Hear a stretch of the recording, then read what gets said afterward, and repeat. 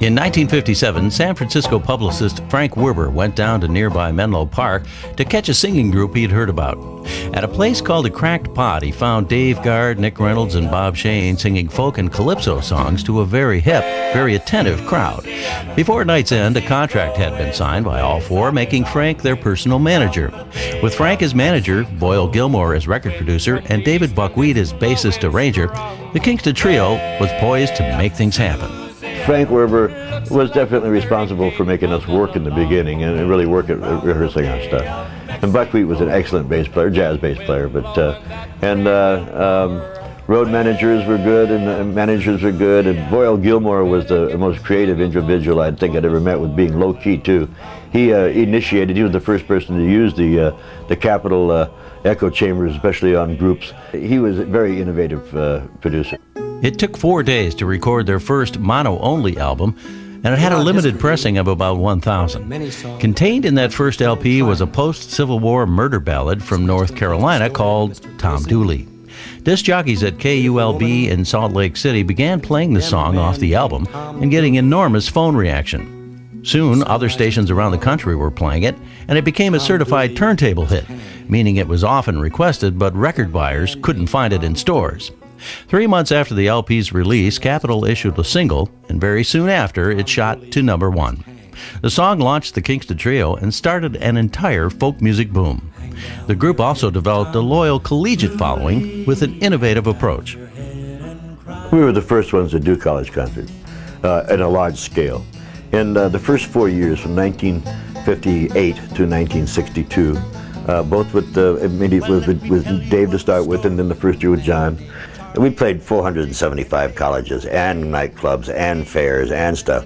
In the first 4 years, we were on the average on the road 280 to 290 days a year. We had our own plane. We're flying into grass airfields and gravel airfields and stuff, playing small colleges all over the country. In 1961, Dave Guard quit to form a Weavers-type group called the Whiskey Hill Singers. He took with him David Wheat, leaving only 50% of the original 4 players. A 21-year-old San Diego singer-songwriter named John Stewart replaced Guard, and Dean Riley became the new bassist. The group's personnel stayed unchanged for the next 6 years, producing many more gold albums and hit singles. The Kingston Trio ushered in the protest song movement with Pete Seeger's Where Have All the Flowers Gone?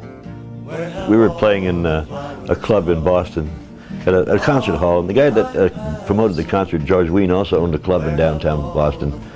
He said there's a group coming up from New York that he had playing at his place downtown, and that they had asked if I could bring you guys over and you could see what they want. They don't have a record contract or business contract with anybody or anything, and they're just the first time out of New York.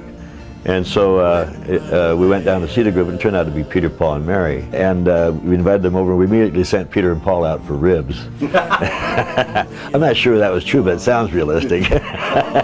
But we got Where Have All the Flowers Gone, Mary gave us, and we gave them Lemon Tree. Early in 1964, popular music was about to change dramatically.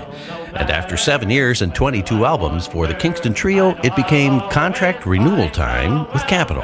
Well, they dropped us for the Beatles. That was our fault. We played in England in '62, and the Beatles opened a show for us at Royal Festival Hall. We came back and told the people at Capitol about this great group we heard in England, and not realizing that Capitol was owned by EMI, an English corporation. And came time for our contract to be renewed, and bang! And we accounted for 14% of the entire sales of Capitol Records at the time, so they were taking a chance, and you knew it.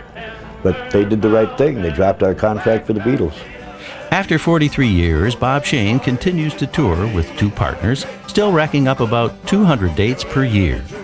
George Grove auditioned in the group, and he's an excellent musician, and he's been with me for 25 years now. And then when Nick just recently retired, Bobby Hayworth came back, and we're just doing gangbuster shows and having a great time and entertaining people, which is what the whole basis of the Kingston Trio is.